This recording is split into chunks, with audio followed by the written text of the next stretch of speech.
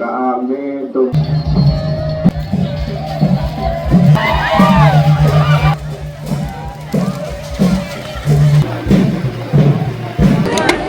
มีพร้อมไหมท่านจะได้พระอาจารย์หน้าหนึ่งสิงห์ทอง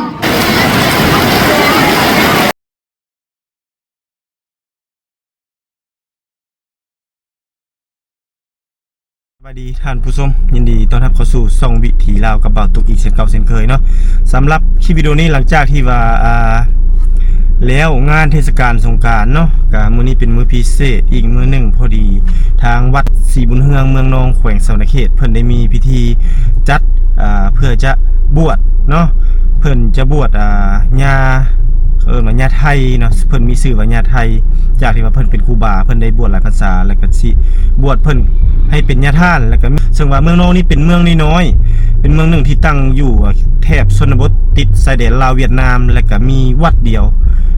ที่เมืองนองนี่ก็คือวัดศรีบุญเฮืองเมืองนองแขวงสวรรณเขตเพิ่นก็ชาวพุทธเฮาก็ได้เห็นความสำคัญเพื่ออยากเผยแพร่พุทธศาสนาของชาวลาวเฮานี่ก็คือชาวเมืองนองเฮานี่เพื่ออยากให้เป็นที่ยึดเหนี่ยวจิตใจเป็นบ่อนยึดเหนี่ยวจิตใจให้กับชาวพุทธของเฮาเพื่อเผยแพร่พุทธศาสนานี่ให้กว้างให้ไกล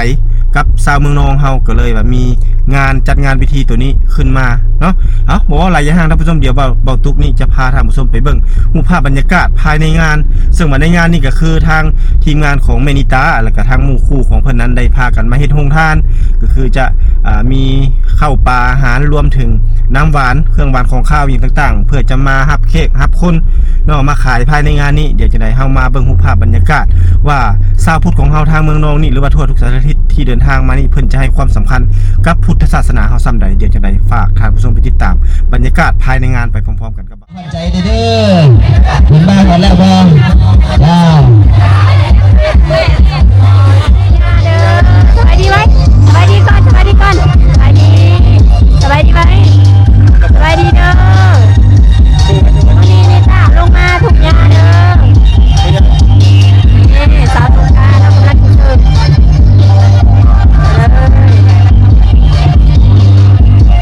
อันนี้ทีมงานโครงการน้ำของเราเนาะน้ำหวานเนาะมาเด้อมาซื้อน้ำหวานเด้อเช้าจะปูหน้ามะพร้าวนะปูหน้ามะพร้าวยิ้มเลยเด้อเป็นทาง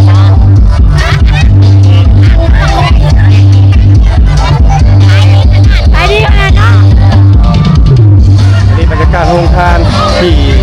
ป้าพากันกับแม่เฒ่าเนาะพากันเฮ็ดเพื่อจะมาถวายให้กับพระสงฆ์สามเณรที่เดินทางมามียอดมักมีพี่น้องแล้วก็มีแกงหน่อไม้ทางนั้นก็จะเป็นโรงทานน้ำเนาะทางเมนิตาแล้วก็หมู่เพิ่นอันนี้ก็ภาพบรรยากาศท่านผู้ชมเพราะว่าจะมีลายบ้านที่มีวัดที่เดินทางมาเพิ่นจะได้รับแต่งเป็นกลุ่มจุเป็นหน่วยเนี่ยมีน้ำส้มน้ำหวานโรงทานที่ว่าใหญ่เติบเนาะอันนี้แสดงถึงความสามัคคีของชาวเมืองนองเนาะที่ต้อนรับต้อนนี่คือภาพบรรยากาศที่กำลังจะมาเข้าให้กับพระสงฆ์สามเณรนี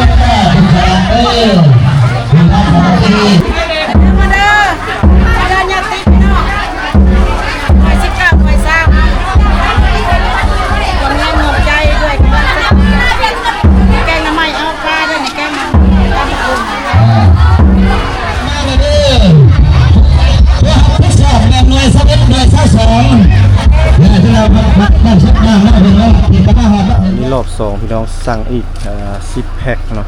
เพราะว่าเขาสั่งออกไปแล้ว10 แพ็คมันบ่พอเลยต้องได้เอาใหม่2 4 6 8 10พอดีขึ้นมาเลยโอเคพอดีเอาขึ้นหน่อยโอเคไปสมหวังในขบวนเช็ดผัดเชียงดำนั่นน่ะอันนี้คือรายชื่อเนาะอนุกรรมการนับแขกผ่านใดผ่านลุงแต่เป็นเจ้าภาพเจ้าชัดท่าน้ำกันเด้อนับแขกน้ำกันทำไรเนาะจ้าใดก็ช่วยกันบ้านเฮาอันมาถวายมาถึงไปอันมีตัวแล้วช่วยกัน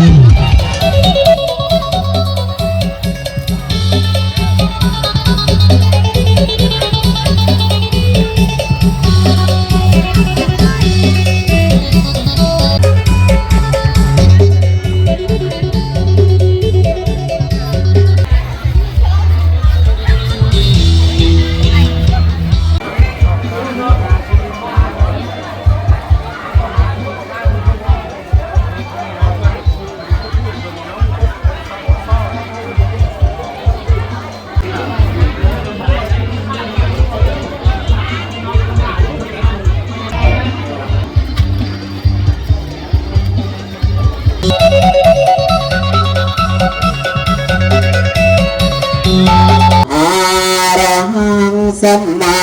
สัมพุทโธภะคะมิอิมินาสการินาตังสังฆังอภิปูสยามานามามิโอกาสตาติยันติมายังเตยุสุมา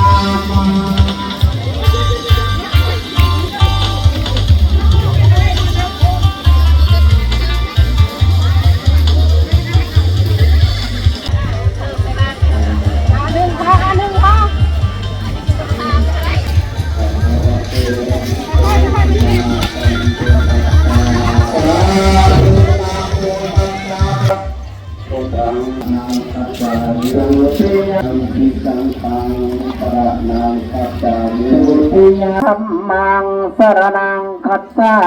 มิสรณังคัจฉามิสรณะขมานังวิธิตาเวรมณีสิกขาปะทังสมาธิยามิ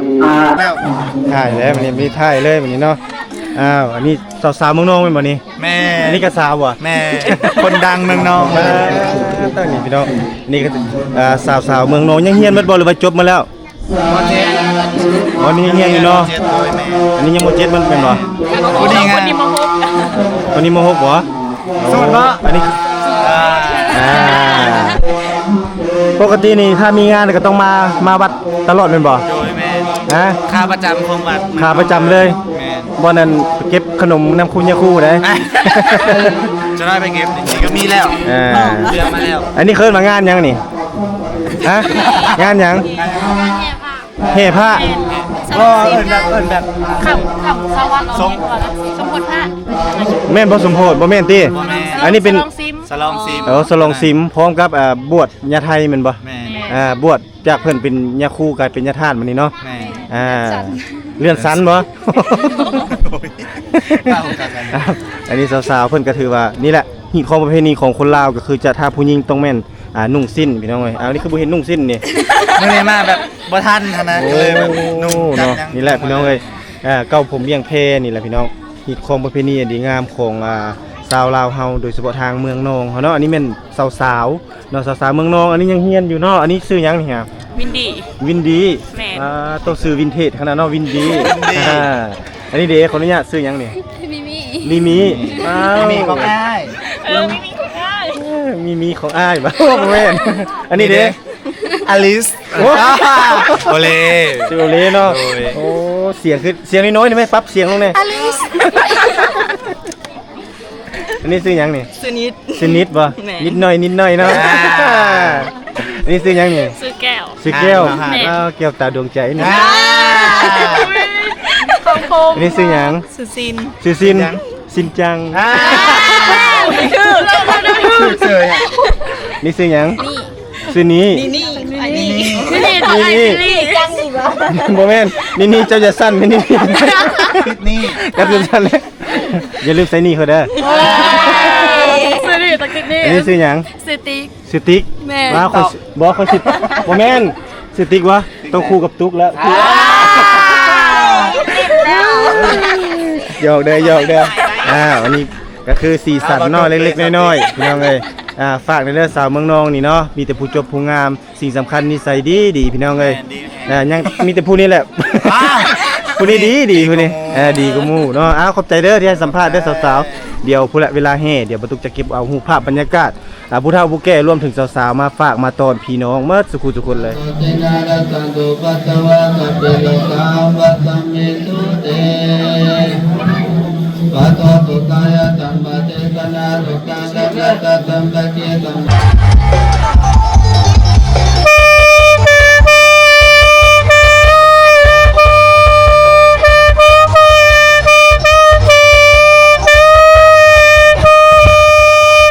หายแล้วเดินผ่านพี่น้องมาน้องท่านทำแหล่บุญของมาจากบ้านเพื่อนเมืองเพื่อนกับประกอบส่วนเป็นปัจจัย100,000 กีบว้าว คอยสั่งบ่ ขอสายพรกระทำจุดมีสุขภาพเข้มแข็งแข็งแรงอายุบ้านคนยืนพอเจ็บจะได้คนไข้จะมี ขอให้ลำ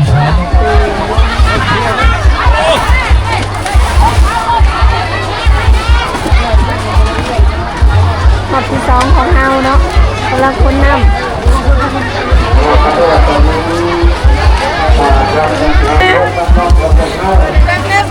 มาดิจ้าขายดีจนไม่ได้พักไม่ได้พรเนาะ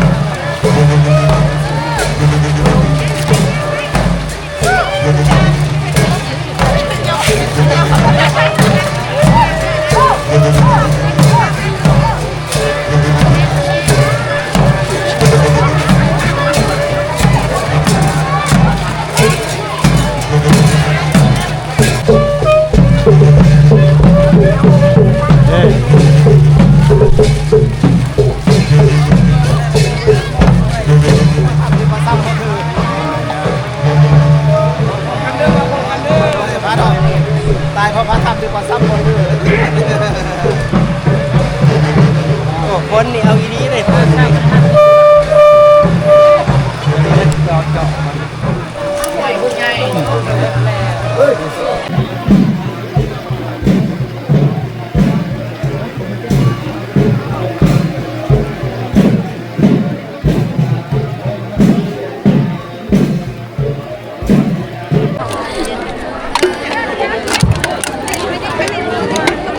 พร้อมเลย ฮัลโหลฮัลโหลฮดบ่ายไม่ปากไก่เอามายังหลายคนหมอที่ทำร้ายกันเลยเด้ออันนี้พันจะลอยขอให้ผู้ขามีความสุขขอให้ผู้ขาบ่ได้ผิดคำพูด มันคือหัวเลยแม่คือจะมือจะได้เนี่ยก้มหัวลงไป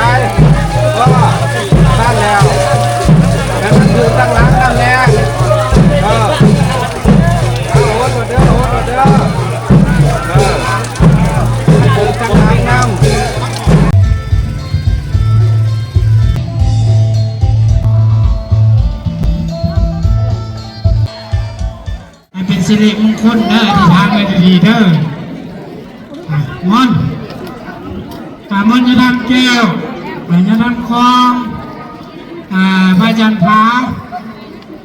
พระจันทร์มันขึ้นไปก่อนพระจันทร์หง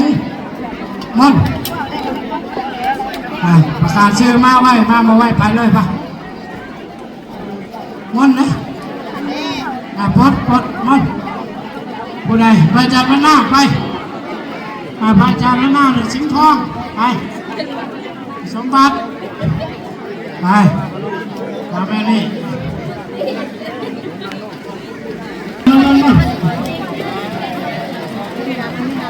พระจันทร์พูดอาซาพวกนี้ดีเองใส่เด้อทำกันสู้อยู่ดีว้าวยังเบิร์ดผลงานไหมจะเล่นไปที่หนองมือกาหลังจากปนผงปนไทยแล้วกายามาเล่นปนป่าสวรรค์เนี่ยเนาะมาอุปถัมภ์วัฒนาไปยอดยินมาเป็นเศษน้ำกัดมาพี่น้องนอ10 ปีในละวัน1,000 ปีเวลาเที่ยวไปได้แต่เข่าขึ้นเล่าจะเห็นเจ้าเดียวเฮากะเฮาหน้าได้ยากเนาะต้นแล้วก็ทั้งอาญาไทยเนาะกาถือว่าเดี๋ยวนี้เพิ่นก็ได้เป็นพระสำเร็จเนาะอาญาไทยเพิ่นก็ได้พระสำเร็จไทยแล้วกาจะลื่นเนาะขึ้นมาต่อยอดบุญยกเสริมน้ำกันเนาะแต่ทำบุญพวกศาสตร์ตักบาตรรวมขันกันด้วยพี่น้องดีวันจันทร์มีทุกเรื่องของตัวเด้อ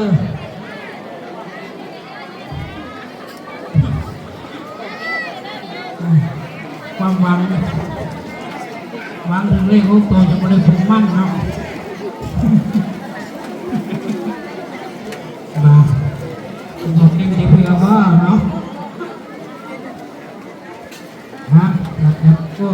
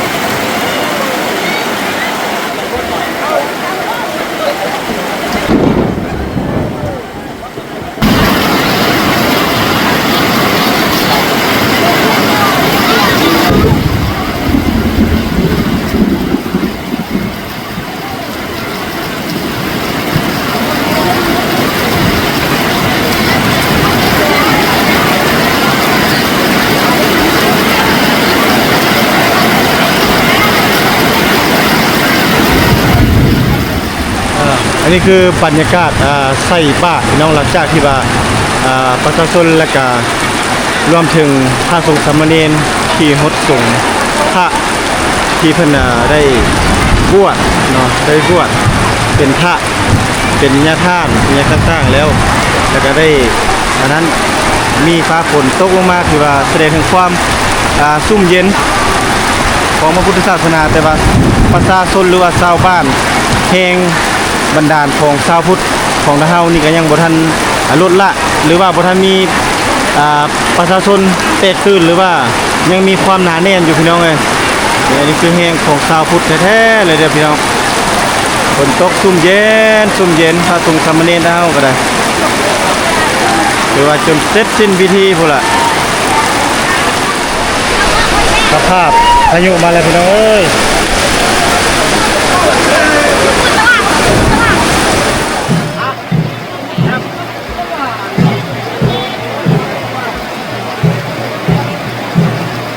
เก่ง